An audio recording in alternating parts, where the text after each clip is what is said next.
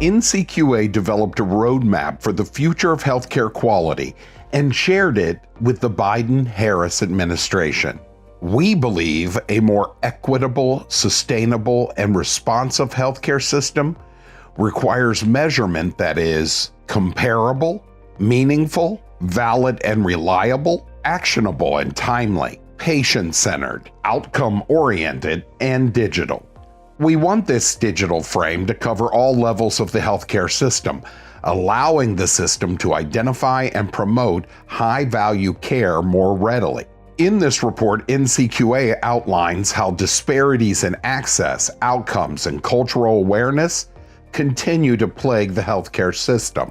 The report also outlines the need for a more robust, rapid, targeted, and digital patient experience measurement system. We further outline the need for a strong and growing portfolio of value-based purchase programs that drive patient-centered coordination, alignment, and accountability across all levels of care, with reduced burden and the data necessary to identify, improve, reward, and fund equitable, high-quality care for Medicare beneficiaries.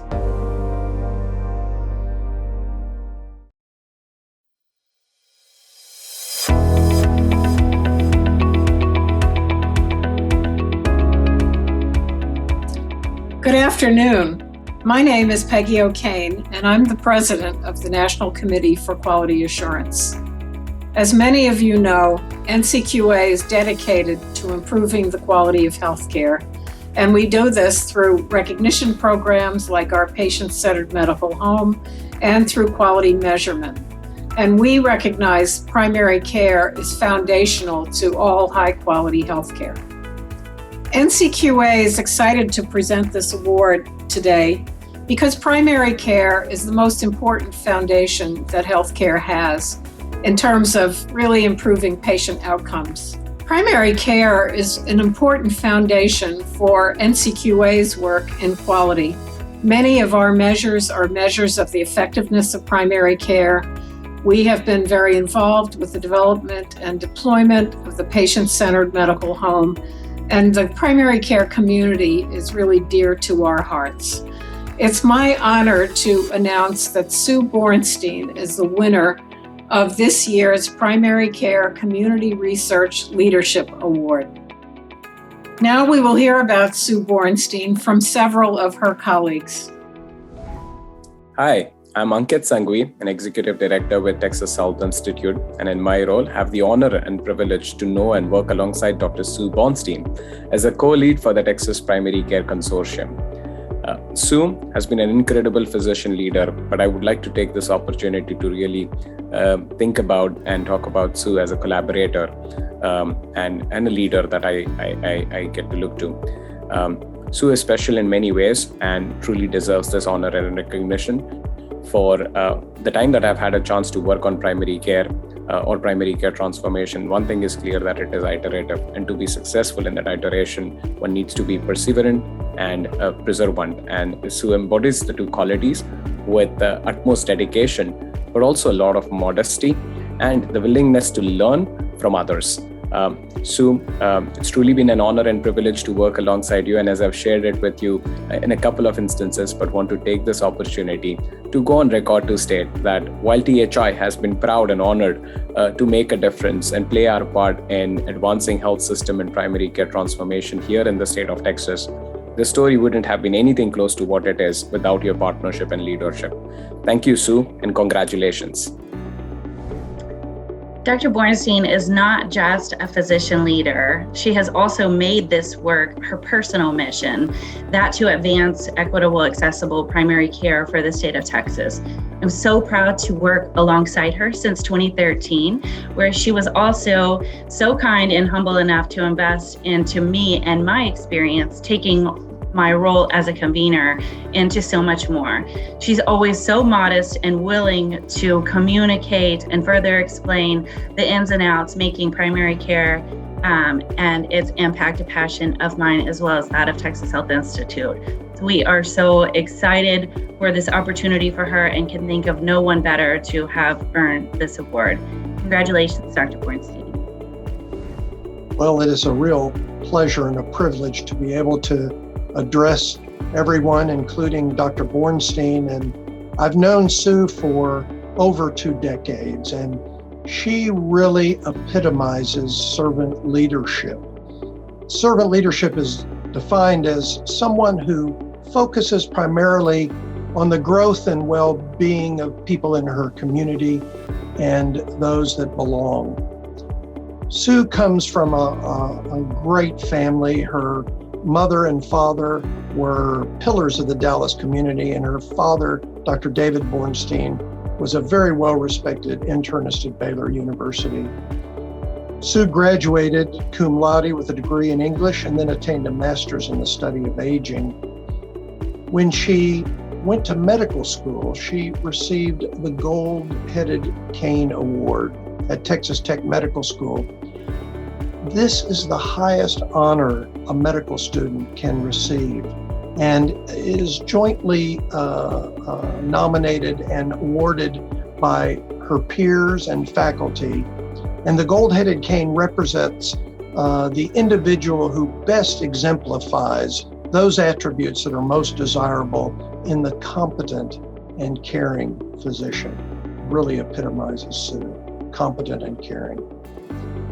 In 2005, Dr. Bornstein became the very first woman in Baylor University's 100-year history to be elected president of the medical staff.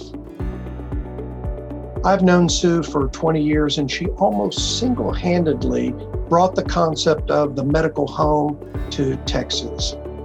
And over a decade, she has been serving as the medical director of the Texas Medical Home Initiative. She has also served as the Texas chapter of the American College of Physicians president, and then became governor of the Texas chapter's northern region for 5 years. During that time, she was recognized by her peers in the National American College of Physicians, and is now serves on the Board of Regents, and will be is chair-elect currently and will be chair next year.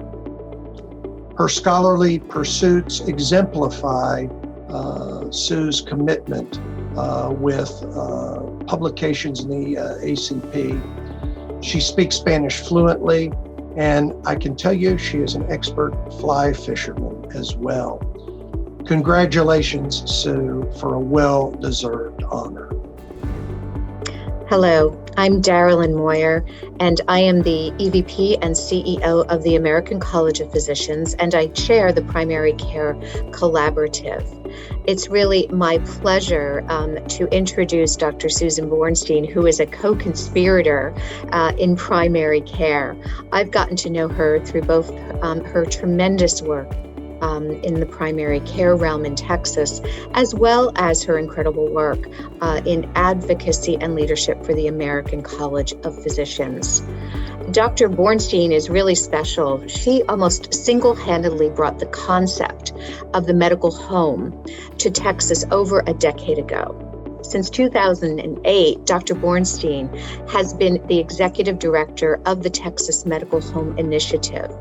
The TMHI, in partnership with the Texas Health Institute, created the Texas Primary Care Consortium, the only multi-sectorial network focused on primary care in Texas, with a mission to advance equitable, comprehensive, and sustainable primary care for all Texans.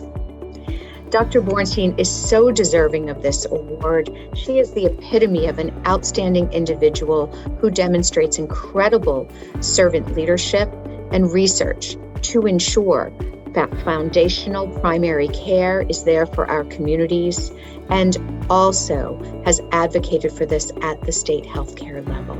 So I'm really pleased that she's the recipient of this award. Her passion, her servant leadership, her commitment, her expertise, her creativity has really made a difference for everyone in Texas. Please join me in congratulating Sue Bornstein on this prestigious award. It is with immense gratitude and a humble spirit that I accept the Primary Care Collaborative's 2021 Primary Care Community Research Leadership Award. This award recognizes the dedication and commitment of many individuals and organizations in Texas and across the nation who share the belief that primary care is a common good. Ensuring access to high-quality primary care for all Texans has been the foundation of our work for the past 13 years. Our work has brought together a creative, dynamic, and generous group of individuals and organizations who have freely shared their energies and talents with us. I am able to do this work because of the support and encouragement of my family, my friends, and my colleagues. I am fondly remembering my parents today. My spouse, Alex, makes it possible for me to pursue my passion, and for that, I am most grateful. I am indeed fortunate to work with wonderful colleagues at the Texas Primary Care Consortium who share the vision of advancing equitable, comprehensive, and sustainable primary care for all Texans. Thanks also to the American College of Physicians, my professional home, for nominating me for this recognition. To be recognized by my peers for whom I have deep respect and admiration is humbling. I'm grateful to the Primary Care Collaborative for its transformative role in achieving a healthier country by championing primary care. This award has re-energized my commitment to this noble work. Thank you for this honor.